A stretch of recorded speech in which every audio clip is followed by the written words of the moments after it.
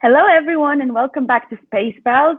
Today, we have a very exciting episode with two representatives of CCP Games who are working on the biggest and most marvelous game in the world of space and humanity in general, EVEonline. Please welcome Gregor and Josh. Gregor, would you mind introducing a bit more about yourself and telling us what you do? My name is Gregor. I go by the alias of CCP Sledgehammer for any EVEonline players that might be watching. I'm a game designer working on primarily content within EVEonline. I've worked with the company since 2013 properly, but have been involved with them a couple of years prior. Yeah, that's me. And have you played? When did you start playing Eve? In 2011. Okay. Josh, what about you? Yeah, so I'm Josh. I'm also CCP Felix for anyone who's watching from the community. I'm a player researcher at CCP Games, which means it's my job to sort of understand our community and also just hear the stories from people playing EVEonline and try and take those stories and draw something from them a little bit to understand the community as a whole. So I've been with the company for about 1.5 years now, and stepped into this role as player researcher actually relatively recently, just in August. So I have been playing Eve since almost the very beginning, on and off. So 2006, 2007 actually. Took a few breaks, but I'm still with it in one way or another. So in a way, I can say that you both got your wish playing for this game. Was it ever a wish? Yeah, for sure. I get to work on spaceships for people that play games, so that ticks a bunch of things in my book. Yeah, and for me, it's just really exciting to learn about the community that I was so fascinated by and to be a part of all those years ago and actually get to understand and do research on it as my full-time job. It's really exciting. So it's super cool that today we're going to have three perspectives on the game. One as of users, because you both guys have played the game, and then also from game development and also from the user experience side, right? Because I understand that game development and user experience are the two main branches of how this works, how this game works, right? Then tell me, please, what is the secret between the massive success the game has had in the 17 years of being on the market? Josh, would you like to go first? Yeah, absolutely. It's interesting because this question is really so hard to quantify in my mind. So virtual worlds are really special places, right? I mean, they're worlds that exist within sort of binary code and within all sorts of different languages as well, specifically programming languages. But what makes Eve interesting to me, or what really sets it apart, is that this is a single shard MMO, which means that all of our players are on a single server. And that creates some really interesting stories and some really interesting exchanges over the years with regards to how people shape the universe and what they do and what makes that unique. So people really have the freedom to leave their mark on New Eden, as it were, and on EVEonline. And I think that's part of what makes it so special. I'd be really interested to hear from the game design perspective as well. I mean, I think about things from the perspective of experiences and what people are going through and the stories they're telling. But I imagine Gregor has an even better answer for this from just the perspective of game design. Yeah, I mean, the single shard nature of the universe, everyone that has ever played EVEonline across its 17 years of existence, like play on the same server, they contribute to the same database. That's kind of unparalleled. There are single shard MMOs out there, but there aren't any that have been around since 2003, and that's part of the scale of EVEonline and why I think it's like truly special and exceptional. In fact, it provides a platform for people to, through interactions with players and game mechanics alike, leave their stamp on the universe in a way that I don't think any other game does. And the nature of the world that's presented to players fosters incredible relationships between people who play the game. That could be animosity, that could be friendship, but those relationships exist, and they don't really exist in the same way in any other game, I don't think. And just sort of jumping off of that too, not only is this about relationships, but also about the history of the world, right? Eve is a game that whenever you start playing for the first time, you can feel that you've stepped into a world that's existed for a long time before you got there.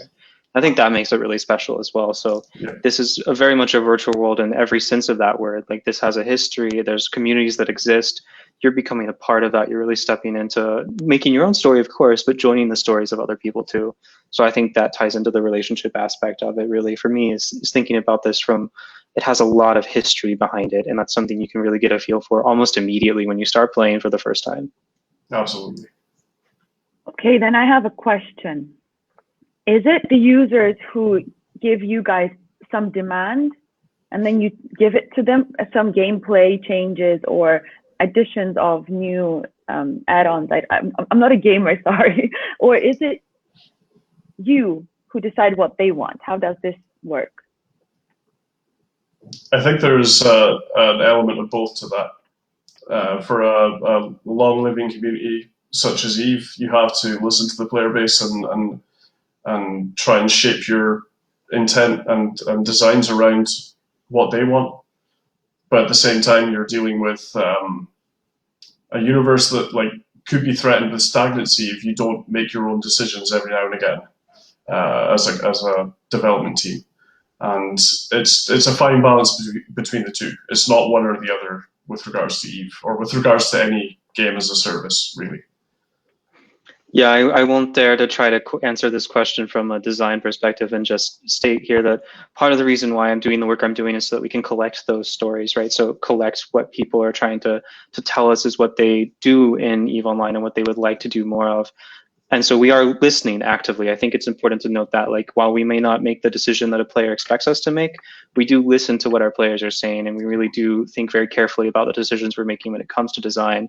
In fact, my entire job exists so that I can inform design about what it is that our players would like to experience and what they would like to see more of or see less of within our world. And we have a lot of people working on that, not just me. So it's a really kind of symbiotic relationship is a way that I describe it a lot. I don't think there's any other game. At least I haven't heard of another game where it's been so successful while being on the same server, and also everyone's being heard. And then there's also a lot of relationships within the game. So Josh, this question comes to you. Have you seen any interesting types of human behavior in the game? Also, Charlie has just jumped in, so let's let him in.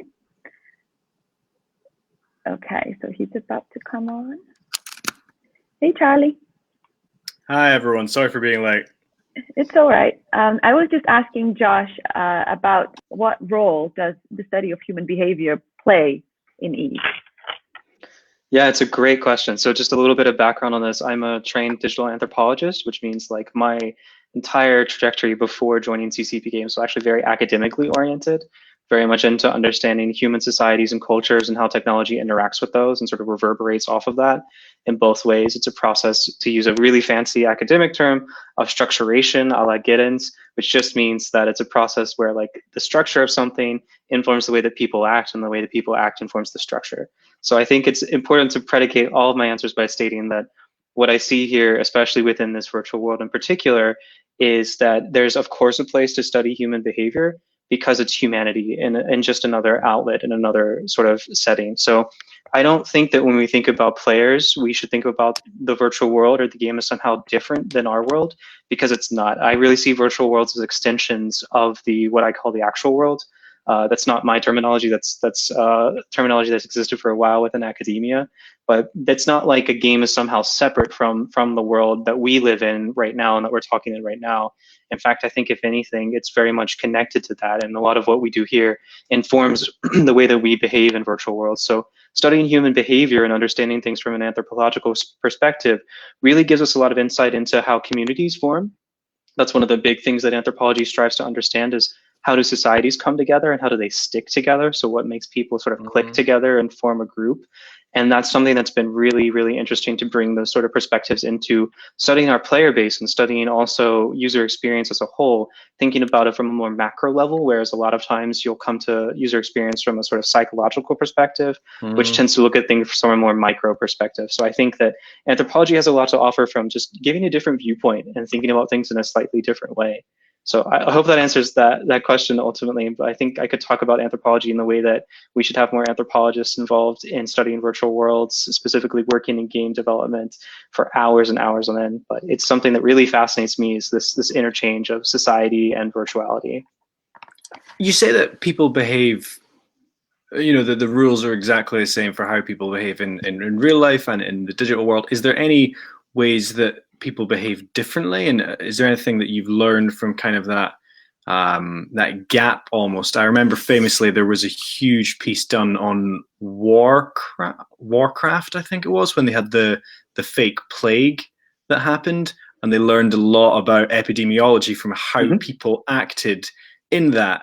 And I don't know if that's necessarily being used during COVID times, but I think it's a really interesting analogy, and I don't know necessarily if people would have acted the same way in real life. And I'm just kind of wondering, what did you see, or what did you expect, and what happened with how people act? Does that make sense? Absolutely. It's a question I get all the time. So I think it's important to preface all this by saying there's a lot of nuance involved. I don't know that I would say that the rules are exactly the same. In fact, they're very much not the same, right? So the way that you interact with a virtual world is massively different than the way that you interact with the actual world. I can't jump into Stargate and then be in a different star system in this world yet, unfortunately. Yeah, we're working on it. Yeah, hopefully soon, right? But I absolutely can do that in EVEonline. So I think it's important to state that what I'm trying to get at here is not that somehow people are the exact same they are online and offline, but that they're not so different. There's not these huge gaps that we sort of perceive to exist. Actually, it's interesting you mentioned the World of Warcraft example, because one of the things that people talked about a lot with that particular example is you see how disease spreads, first of all, so you also come to understand that there are bad faith actors whenever it comes to pandemics and the spread of disease in general. And there's also people who actively like to see the world burn, particularly in virtual worlds, but especially also offline. And whenever you're in a different sort of space, you can engage in that a little bit more easily in the virtual world, but that motivation is largely going to be the same to a certain extent. Of course, there's obvious exceptions to this too. One of the things that I think I would point out, though, is more what I mean by we adhere to similar rules is particularly when it comes to community building and community making. We engage in a lot of the same processes in virtual worlds that we would in the actual world as well.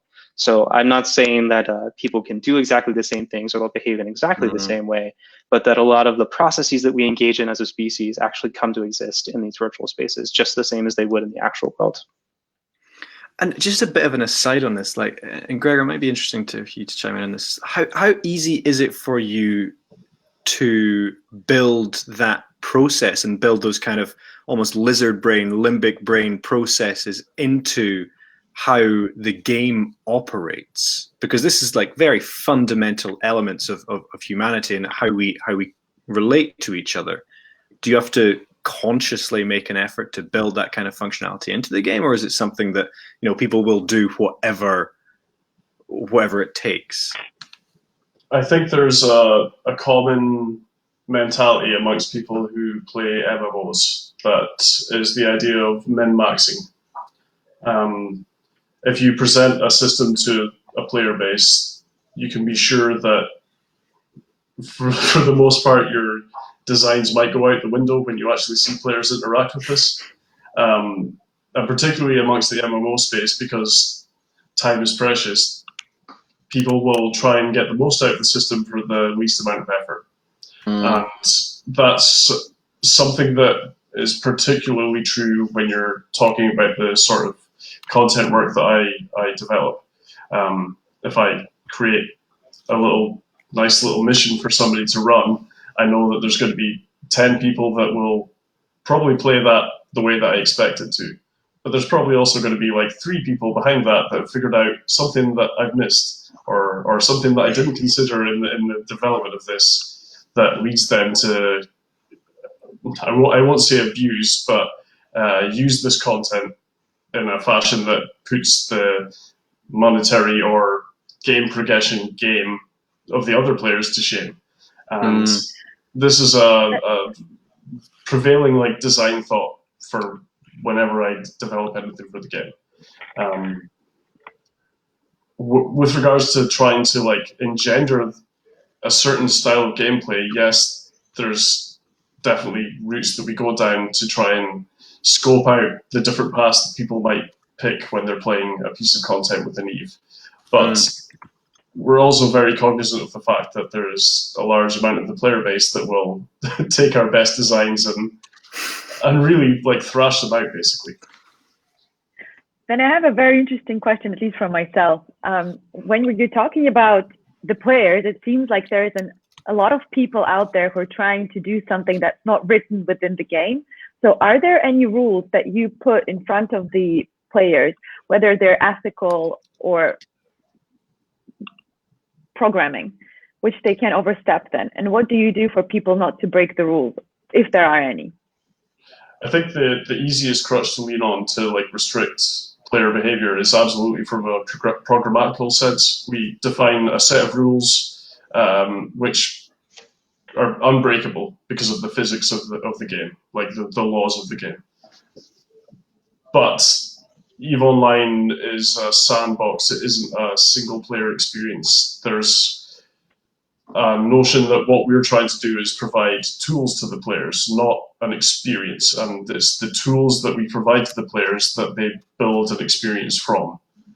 And EVE being the like open world, huge sandbox that it actually is, we have to be quite careful with the tools that we introduce.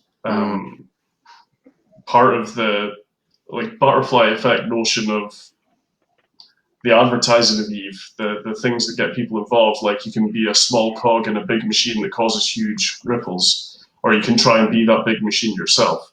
Like this sandbox nature makes it quite interesting to try and design like a prescribed, regimented gameplay style. And how about from Josh's side? Oh, Gregor, please continue. No, please, no. Happily hand it over to Josh. Yeah, I'm happy to chime in here. It's interesting because this is actually part of why I started to work with CCP Games and work here, is because of this question of where do the lines of control and structure like lie? Like, how do we set those as a company and then still allow exactly what Gregor is talking about, which is this really sandbox experience, without going too far? So it's interesting that you bring up the word ethical, right? Because one of the things I think a lot about, just from like an academic research perspective, is things and thoughts of ethics as they're structured into code and into the world and into virtual spaces especially. And that's something that we've had to take a really careful look at whenever it comes to questions of user experience and how do we encourage certain communities to grow while making it very clear that we also want to allow space to be for everyone, right? So how do we make it so that this is truly a sandbox and that it's not just a really homogenous kind of person who plays this game, but rather make it a really welcoming space for the entirety of the human population? So it's an interesting question. I don't actually have an answer because it's something that we're still, I think, trying to tackle every single day when it comes to the process of like creating this world, and we're learning about the world that we've created in turn. On the ethics point, again, is EVEonline is another aspect of what makes EVEonline unique. CCP very much, we see ourselves as the janitors of the universe, like the caretakers, the tool providers. And historically, EVEonline has been an MMO unparalleled in a certain regard. Like, there are actions that players undertake within EVEonline. There's decisions that players make within EVEonline, the ramifications of which would be outlawed in other MMOs. There's a degree of subterfuge. There's a degree of backstabbery and cloak and dagger that exists within EVEonline that doesn't exist anywhere else, because we've taken that stance as a company to say that this world is yours and we might have built it, but we want you to take ownership of it. We want you to explore, I guess, the darker reaches of humanity through this game. Yeah, the ethical thing, like, obviously there are standout ethics which we take a line on, but EVEonline is a sandbox where you are free to backstab people, you are free to betray people, and we will not intervene as long as it's within the laws of the sandbox as we've implemented.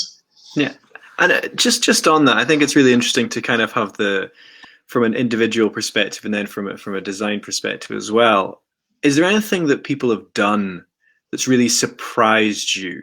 You know, whether it's a new feature that you've created, or I guess the programmatic. We think it as like programmatic control versus almost societal control, and those are kind of the two elements. And obviously, people are going to buck against the norm because in a strategy game, that's one of the ways that you're going to get an advantage, right? Is getting your own alpha. And I'd really love to know if there's anything that either of you have seen that you went, whoa, that's really creative, or that's a really surprising way that someone has used a constraint or an expectation within the game for their own purpose. I think that would be really cool to explore. I can go first, and then I'd love to hear Gregor's answer to this, actually. It's a great question. One of the things that really surprises me about some of the ways our players interact with each other is actually tied to what he's talking about the nature where we've sort of allowed you to do what you want within the game. Mm-hmm. So, of course, you can lose ships quite permanently. Like if your ship gets blown up, it's gone. And we see this a lot, especially with new players, as they'll come into the game, they'll venture somewhere where it's a little bit more dangerous. There's not essentially Concord, who are the equivalent of kind of our space police to a certain extent. And they'll get shot by another player, they'll lose their ship. And then that player who's shot them will actually contact them and say, hey, good fight. Here's the money for your ship back. Here's what you did wrong. Here's how you could survive next time. And this is the way that you should do this. And so this really interesting engagement where someone has actually purposefully destroyed someone else's ship, and then they get in touch with them and talk to them about why they destroyed it, A, and then B, how they could have maybe survived if they'd tried. And they're teaching new players the ropes by sort of putting them through the ringer, as it were. And I think that's something that kind of surprises me a little bit, but is also really just encouraging to another extent, right? So we have this concept of these sorts of interactions as inherently vicious, right? But it's not so much vicious, it's just sort of trying to bring people into the fold of being a part of EVEonline, I found. It's not, I want to attack you, it's, I want to show you what it means to play EVEonline. Yeah. And I think it's a really, really fascinating sort of behavior that I maybe didn't expect at first, but have certainly come to really appreciate. Yeah, imagine someone who becomes very real when they lose their ship, but then someone's like, hey, there you go, there's your money, come and get involved. Like it's a real kind of double trigger where you're hurt, but you're actually pulled back into the game. Absolutely, and people love to learn. I mean, this is just true for humans in general, right? And so if you have lost something and then somebody teaches you why you lost that and maybe how you have lost it, I think it can be a really great exchange, as it were. But yeah, it's just one of the surprising behaviors that I've heard about. On the other end of the scale, like Josh is talking very much about, like an interaction between a new guy that joins the game, gets blown up, and then this old vet's like, we should give him some money. Like, okay, your fit was kind of bad. Here's how you can improve things. And that is, to be fair, it's something I'm guilty of myself. But there is that prevailing sense of like, people need to accept loss within EVEonline. You don't, well, if you lose a ship, you don't get the option of just respawning in that ship. You need to have the money to buy that same ship again and the same items that you fit to that ship. On the other side of the coin, there's like grand larceny and stories of incredible subterfuge that are kind of incredible. Like there's I guess that one of the more famous ones is to do with player organization that were called the Guiding Hand Social Club. And I won't tell the entire story, I'll just try and keep it brief, but a member of a player organization that we call a corporation, or on a bigger scale, an alliance within EVEonline, they had a super rare ship. They were super proud of it. And a plot was hatched because of offended feelings to destroy this ship. And this story plays out over the course of, I think it's 2 years, for somebody to get into a position of trust within an organization to get to the point where they could flip the attack on this ship. That's one of the really famous ones. Is Guiding Hand Social Club is the name of the people that pulled it off. Yeah. But it's an example of like the misuse of what makes Eve special. Like there's a level of trust inherent in EVEonline when you interact with people. You can either not trust them, or you can trust them with assets that you've worked for months to attain. These things don't exist in other games. Like this idea of permanence and yeah, just inherent trust when you interact with somebody is basically the driving force behind all the narratives that you hear about EVEonline. It's just it's so funny to think 2 years, such a huge investment of time for such what it sounds like a really base emotional instigation, you know, exactly. like revenge, right? It is the most primal of human feelings. Like, someone's wronged me, right? Well, I'm going to wrong them back. Yeah. You know? Brilliant. It's really insane. And first of all, I'd like to say hi to our audience, because I see that we're getting some people in. Guys, hi, please ask questions, because I know that some of you guys play Eve on a regular basis, so please ask us stuff while you can. And the question is, since we've been discussing this game and I haven't really played it, can you please describe to me, from the both of your perspective, Greg and Josh, the scale of this game? Because right now it seems like it's absolutely infinite, even though it's on one server, and that, you know, that to me that is not too much. But then I hear all of this.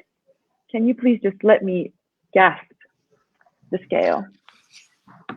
Yeah, this is a really great question. I think describing the scale of EVEonline is actually relatively difficult, because there's so many different angles you could take to describe it. So Eve is huge as a galaxy. The galaxy of New Eden is 7,805 systems. And that's a lot of different unique spaces in which you can engage and interact in. But what intrigues me is the temporal scale of it. This is a game that's 17 years old. So like I was talking about earlier, there's a history to it. There's an entire story that's been told before you even get there, but you're having to look back into and see how things have shaped the universe that you currently live in. And you're still feeling some of the impacts of decisions made on day one of the launch, and even in the beta, actually, as it were. So you're actually feeling the story told from the scale of time as well as space. So there's a lot of actual room to do things in, of course. And we have giant coalitions. We have people who owns different parts of space to a certain extent. And you also have people who have been there for a long time too. So I think there's a little bit of talking about scale, both on the amount of actual things to do, the amount of places you can do those things in, but also the time over which you can do that in. And it's just a really almost mind-blowing level to which all of those different dimensions come to play whenever you try to really wrangle with EVEonline as an entity. Do the regular rules of anthropology work on this? This is one small sub question to Josh, and then we're going to Gregor. Would you say, Josh? Yes, the rules of anthropology work because anthropology is a science that's constantly developing. However, those theoretical models change over time. So we're not talking about things insofar as like from this kind of a society to this kind of a society. In fact, that whole like lens of thinking of like human societies as somehow evolving themselves is really quite outdated within anthropology. But we do for sure see communities shift over time, and they adjust situationally to different events that are happening. I think my favorite concept in anthropology is sort of the making do of it all. This is Bordeaux who thinks about this, and that's something our players do all the time, is they make do with the systems that we've provided them. But yeah, so it's huge in scale, thinking about the way that these things develop over time, for sure. One thing that you said just kind of struck me as you were saying that, as you say, you know, it's gigantic in almost physical scale and gigantic in temporal scale. Who's the people? Are there reporters in Eve, you know, who are like digging the dirt and like trying to track? Because I would imagine such a complex society, let's put it that way, there has to be kind of truth making and truth finding as well. And I'd be really interested to learn, you know, are there arbiters of people that everyone trusts and says, okay, that's actually what happened? Because I guess for any society to function, there has to be some kind of common narrative, right? How is that established in Eve? those narratives shift, and it'd be great for Gregor to talk about this a little bit more because I think he has a bit more insight into that. But I do want to point out that Eve is also a virtual world that actually has at this point not just one but two history books written about it. So these are called Empires of Eve by Andrew Gruen. It's a really great read. It's really interesting take on this, and I think that a lot of our player base would point to that as like a relatively authoritative look back at the history of our galaxy. But I'd love to hear if there, and of course we do have other reporters too, but I'd love to hear Gregor's take on this too, because he maybe has a little bit more insight into that. I wanted to bring up the Empires of Eve stuff, because that is like a chronicle of solid, definite eras and player interactions in EVEonline. Like it goes from the earliest alliances. I believe the second book is now like basically up to what we would interpret as like the modern political landscape of Eve. I haven't actually read the second book yet. I should probably check that out. But like to expand a little bit more, as much as like the universe of EVEonline is its own like living work of science fiction, like the chronicles of it are like player news items. They're YouTube videos. They're like all these little like even third-party tools that have been built up to like support the universe and the representation of the universe of Eve to the player base at large. And just on a more fundamental level, like there's entities within EVEonline that have chronicled their like chart, like their course through the universe from their like inception to where they are now as a corporation or where they are now as an alliance. Like there's a history there, like an actual tangible history that doesn't exist in other games. Like because there's a facsimile of like real world machinations there. There's like politics, there's ownership of space and land, and the wars fought between these different things, these different entities and parties. And it's uniquely... Oh, sorry, go ahead. Which makes it like tricky to design for, because you don't want to like bulldoze anyone's carefully constructed sandcastle too much. It's unique as well because it's a player created history, right? And a lot of MMOs, the environment, the history of it is an element that's designed into the game, you know, so you land into it and you feel that there's rich culture around you. Whereas, you know, I imagine with Eve when it started, there was probably some of that, but you know, most of that has been completely rolled over to the extent that, you know, what's happened the past 15 years is the history of Eve, right? Exactly. You can point to other games and say that, like, okay, this World of Warcraft guild were the first people to complete this raid, or, you know, the people to complete this raid the quickest. But it's all more quantitative rather than, like, the qualitative nature of the stories that you hear coming out of Eve. Of course, there's a quantitative side to it as well. Like, we blew up so much more risk than you guys blew up, so we're the winners. Like, there is that element to it as well. But there's just real world machinations and cogs and gears at play that I don't think exist in other games. So that's a good place to move on. From your perspective, you guys, what is it that Eve does that no one else does? And, you know, it's been around for a fair while. Why has it never been replicated? I'm sure other people have come for the crown. What do you think makes Eve so unique? I think it's fair to say that it's the people. It's the relationships and it's the community that our tool set has engendered. Part of that is like the forgiving nature of the universe that we've put out in front of people. Part of it is the sense of persistent loss. Like, if something's gone, it's gone forever and it's never coming back. And these, I think, are two very important like tentpole aspects of, or foundational aspects for the style of community that's grown up around Eve.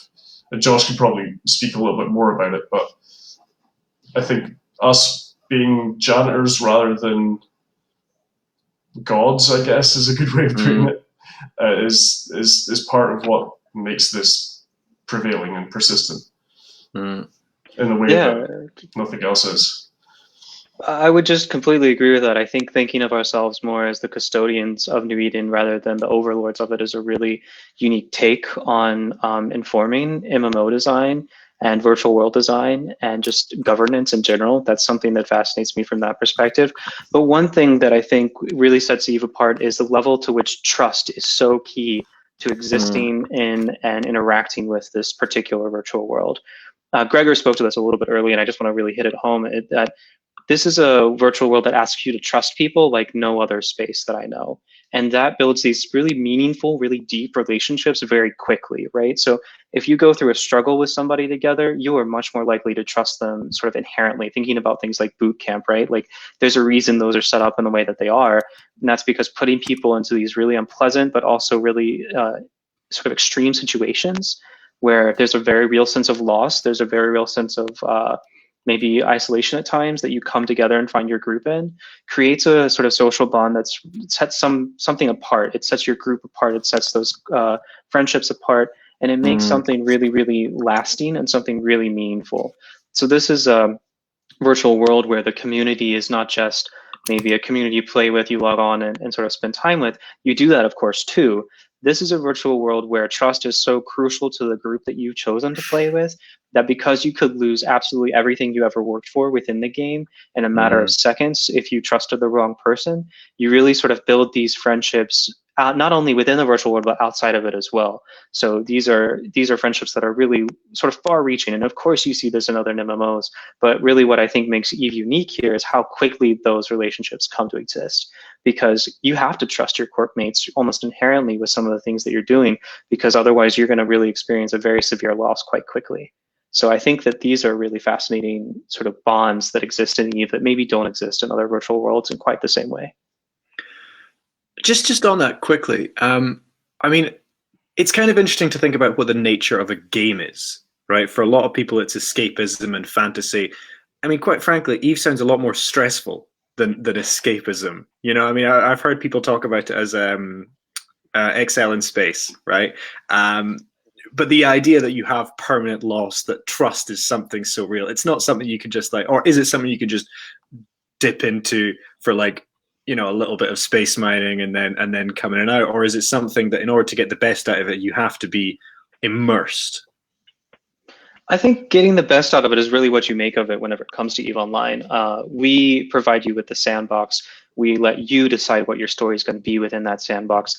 And I have to say, one of the things that I think is so fascinating, and I talk to a lot of our players about what they do and what they spend their time doing, and I also just watch this, is the people who sit in an asteroid belt or an ice belt for hours on end and just mine. And that's something you can do by yourself. And that's something that's just as engaging for people as maybe getting involved in the subterfuge that Gregor was talking about earlier. So this is absolutely a virtual world that you can come into for just a little bit of time. There's some really rewarding experiences that you can engage with really quickly. You absolutely can choose to engage in a game that's all on your own. That's something we have a fair number of people who do sort of play this sort of lone wolf life in EVEonline, and that's okay. That's what they want. So they're making that game the best for them. I think what sets EVEonline apart is that it sort of mirrors the actual world in a lot of ways, and that maybe there's people who want to sort of come together in those giant communities, engage in a really huge sort of social circle, right? And then there's people who just want to kind of go for a walk on their own. And both of those things are allowed for within this ecosystem. And I think that is really very quite unique. But I'd love to hear what Gregor has to say about this too. You're muted. Oh, Gregor, I think you're on mute. Sorry, my bad. I thought that was on mute. You're spot on, Josh. Like, there is a scale of play for everyone. Like, there is a casual aspect to it. You don't have to be involved in the high politics. You don't have to be spending, 10 hours of your time in a battle that features thousands of players. Like, you can happily sit there. It's all about basically finding your space within the universe. We try not to force a playstyle upon anyone. Because it is very much about just finding what tools in the sandbox you want to build your little space out of. And for some people it is as mundane as sitting in an asteroid belt, changing targets every 20 minutes. But for some people it's all about being locked into 12-hour battles. at 10% the speed that they should run at. But that's what makes Eve to them. But it's more or less valid than people that want to do the mining. And the nice thing about it is all of these things play into each other. Like that guy that's just spent 10 hours destroying all these ships will still need to get the minerals from somewhere. Like his victims will need to rebuild, and that percolates right down to that one dude who just wants to sit in an asteroid belt watching Netflix at the same time. Like there is space for so much within Eve, and it's a journey to find what's in it for you, basically. Mm-hmm.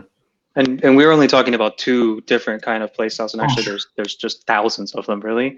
I think that's also important to mention is like not only is it a matter of how much time you want to spend, but it's also what you want to do. You can engage on any of that on different scales, and that's really, really interesting to me. So just another quick example, besides just the mining and the combat side of things, the PvP side of things, there's also a lot of PvE content. There's also market content. It's a game that has a really rich economy that's all player driven and player sort of motivated. And I think that's something that's a little unique. I had the pleasure of talking to somebody who was running basically and this will mean a lot to our player base, an ICE derivatives market scheme, as it were. So he was sort of capitalizing on how to fuel player stations and citadels, and that was the entire thing that he spent his time doing, and he absolutely loved it. And I think those are the kind of things that make this a really, really great space and a great world. On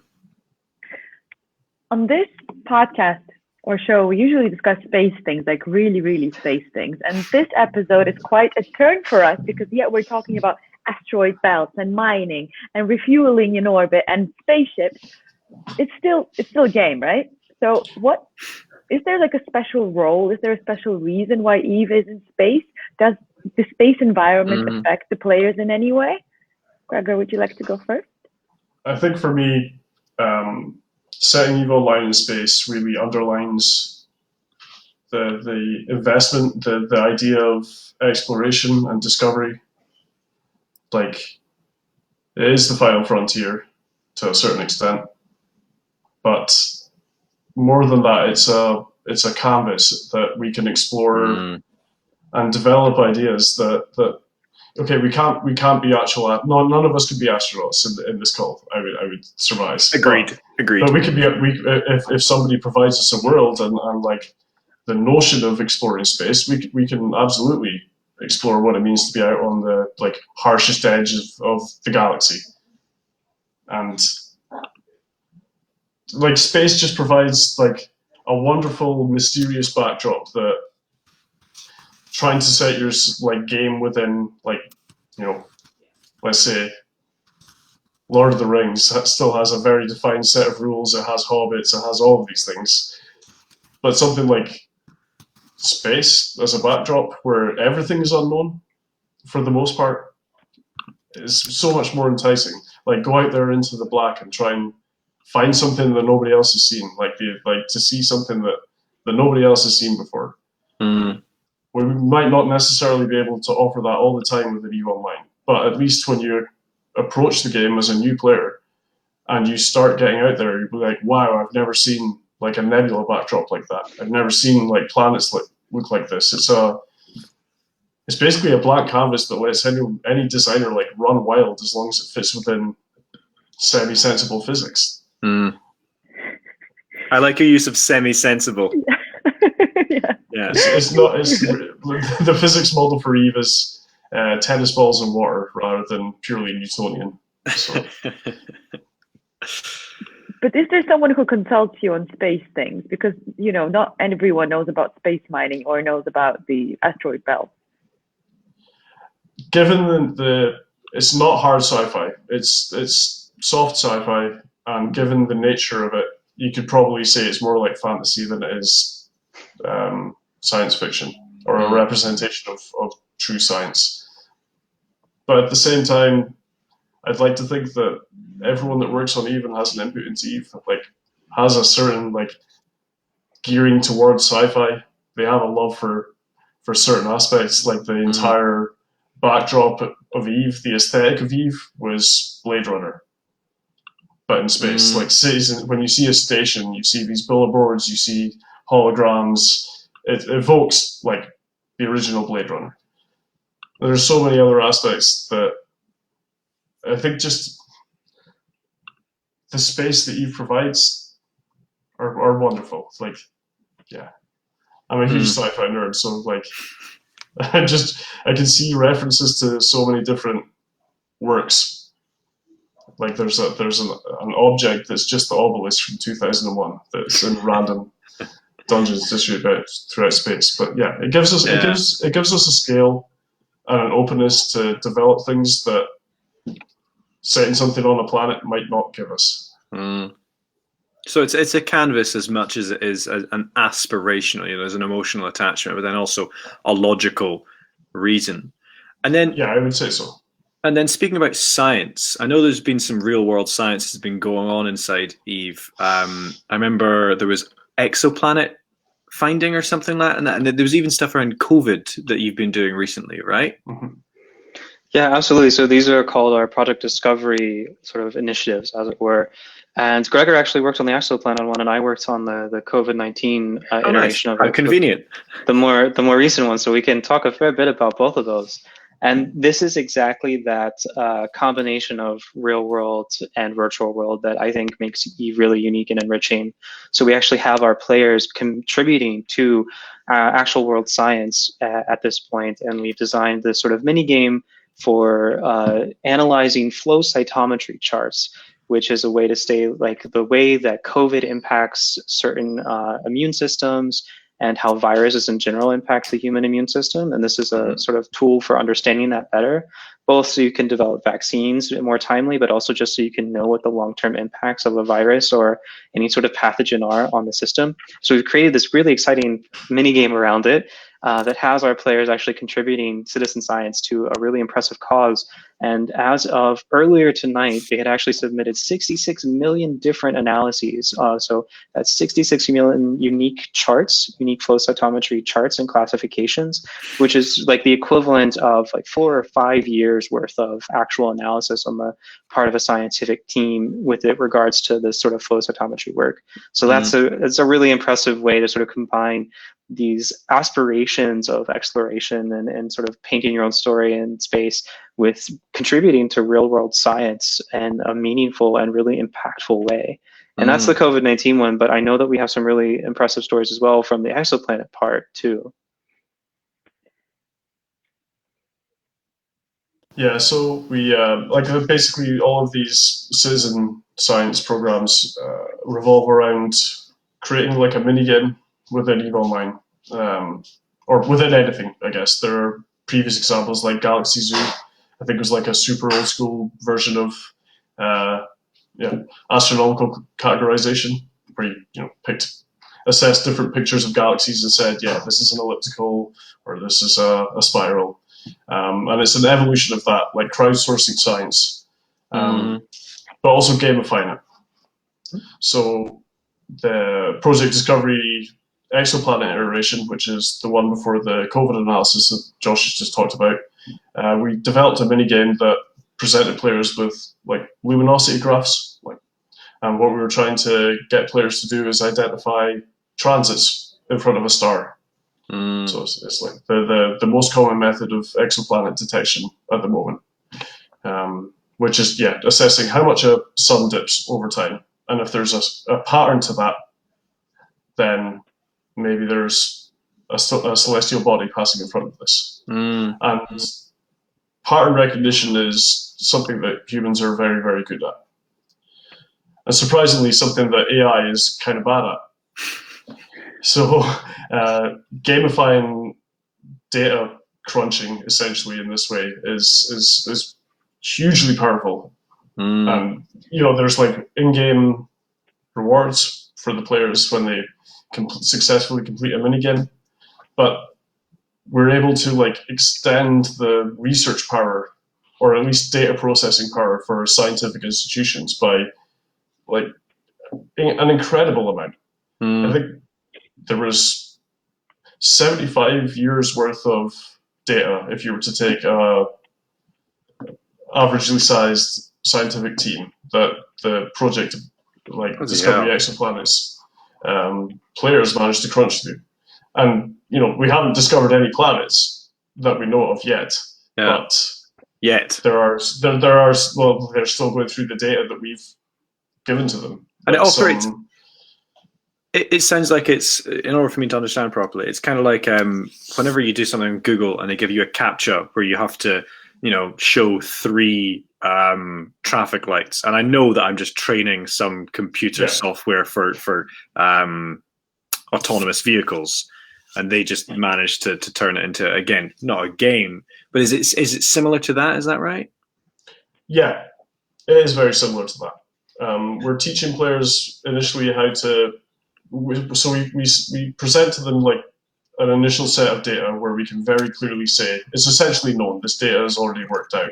We know that there is a planet that transits with this period around a star, and we assess and teach players on that like known sample set of data. And then what we present to players is the unknowns, the unassessed data, and through community consensus, i.e., how many players marked the same points in this curve where they think a planet is passing in front of the star, with enough consensus that gets flagged to the scientific institute for review by the actual astronomers. That's awesome. Yeah, it's super cool. And it's very similar with the latest iteration as well. It's this pattern recognition that humans are great at that an AI can't do. And it's not just transits in this one, but it's actually marking off different clusters of populations of cells. And so trying to map those together, we sort of put them all together and then present those to the scientific team and say, this is what our community has come up with as the different groupings of this. So it's again, working together as a community to sort of produce something that really impacts science. I do want to mention that actually the scientist we worked with for the exoplanet project was awarded a Nobel Prize for his work on exoplanet discovery. So that's another place in which like EVEonline has helped contribute to these sorts of like progress moments within science. I think those are always exciting things to celebrate too. Well, talking about things worth celebration, and a part of being amazing as a game, as a community, as a place for scientists, you also have 2 World Guinness records, from what I understand, as Eve. Yes. Okay. Can you please tell me how in the world is it in this universe is it possible for a game to have any sort of Guinness record? I mean, you could argue any number of silly Guinness records, to be honest, but like Eve's actually has meaning. There's a technological aspect to it, and there's a sociological aspect to it. Technologically, our servers have managed to support 7,000 players in the same solar system at the same time for a battle. And within that, we've been able to support at peak another world-breaking number for players participating in an online battle.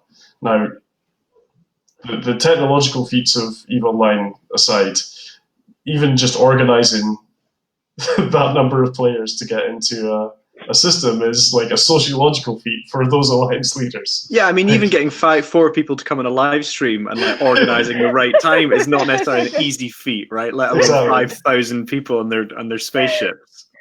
Oh no. Yeah, these are the sort of really impressive logistical organizations that our players are capable of that just absolutely I marvel at, and I really like to celebrate those too. It's really impressive to see 2 sides bring such a large number of people together in one place to have a battle. So that's a sort of impressive thing for sure. So I think I love that. Yeah, it's worth mentioning that these Guinness World Records are very much our communities who have achieved them alongside with our technical staff too, right? So the fact that we build the server infrastructure is one part of it, but it really is this, again, going back to the very beginning, sort of symbiotic relationship between CCP and us as a company and our player base and our community. Yeah, so we broke our own records. They were actually records that were set by us back in 2015, I think. The nice thing about that record is that it was the result of one player misclicking. He pressed the wrong button and suddenly spawned a Guinness World Book of Records breaking event. But it was, largest multiplayer video game PvP battle, which is 8,825 players. And the most concurrent participants in a battle, which was 6,557 players. Wow. I mean, that's a small scale, like, medieval battle, if you think about the amount of people who are actually involved. And I mean, how did it happen? Was it from the community, or who decided that they were going to go for it, I guess? This is like the apex of a 5-year story, I guess, and it is entirely community driven. Like, once again, we just provided the tools for players to tell their story, and this is the story that got told. Basically, 2 of the largest player, we'll say, organizations at this level in the game have been fighting over regions of space pretty regularly since 2015, and yeah, this is the apex of that fight. But how does it work? Is there an Eventbrite? Is there like a Google invite? Is there a Facebook invite? Or like, how do you even get notified that there are going to be 7,000 people? I mean, some pop stars can't get 7,000 people. And here you have people from all over the world in a battle. We have communication channels in the game. We have mailing lists. We have chat channels. But a lot of this is all done by the player base. They'll have their own like TeamSpeak or Discord servers where they're coordinating all of this outside of the game. The infrastructure that our players build for these organizations that they create is absolutely fascinating as well. It's sometimes much more thoroughly and better developed than some relatively major companies, actually, the way that they've put together these sort of back-end systems in order to do exactly the organizing you talk about, to bring 7,000 people to a battlefield. So it's worth noting too that we have a really dedicated community that is not only dedicated to engaging in this way, but also building the infrastructure they need to engage in this way. And that's sort of really impressive too. So, okay, just one last question before we wrap up. If you guys were to create, a brand new version of EVE, I guess to kind of draw on the biblical, what would the new world of EVE look like? Are there any things that you'd love to just cast it and start brand new? Or, if there was an alternative version of EVE, say right now it's all in there's one narrative, one universe, what would a refresh look like? And is there any grand things that you'd love, or that are in the back of your head, that you'd love to play with? From my point of view, I think we'd be doing our community a huge disservice if we were to make an EVE 2. But if there was a possibility of maintaining the universe's history and the universe's state and technologically moving EVE on, I would love to see that. Like, EVE is a 17-year-old game. There are still aspects of it technologically that are 17 years old that hamper us. Our servers are still running on like single-threaded Python. Wow. Which is antiquated. Yeah. The capacity that we might have by taking a technological leap forwards is what I'm excited about. But I would hate to ever design over or lay to waste any of the work that's been done by the community to get the universe to this stage. So what I would love to see isn't so much like a massive reworking of EVE from a like world sense. It's preservation of the history within a new technological base. That's what I would like to see, because it sets EVE up for the future, and it deserves it. It has enough history behind it now where I feel it deserves to see a future. Yeah, I just want to echo that. I think it'd be a great disservice if we were to wipe away anything whatsoever. Anything would have to be predicated, for me, on exactly this temporal scale, which is so fascinating with EVEonline, maintaining that history, and not only maintaining the history within the like archival record, but within that very sort of tangible thing where you can feel somebody has done something to change this world that you're living in. Now, if we were to get a little bit more fanciful, EVE has a really fascinating lore behind it. And part of what makes this lore so exciting to me is that it's connected to our own galaxy and our own universe. And it would just be really interesting to explore the stories that have been maybe getting told in the Milky Way, while New Eden has been developing this whole time. But I'm not a designer. I'm not a content maker. So that's just my own sort of, it'd be really, really entertaining to see where the narrative has gone as well from a lore perspective. But that's just a personal thing. Nice. I'd like to see 2 branches of humanity within the EVE universe. That's pretty cool. I don't know how many things you would be able to do then, guys, because what you've told us today in this hour has been nothing compared to history of EVE, but it's been so challenging and so fantastic. And I don't know. I'm flabbergasted, to say the least.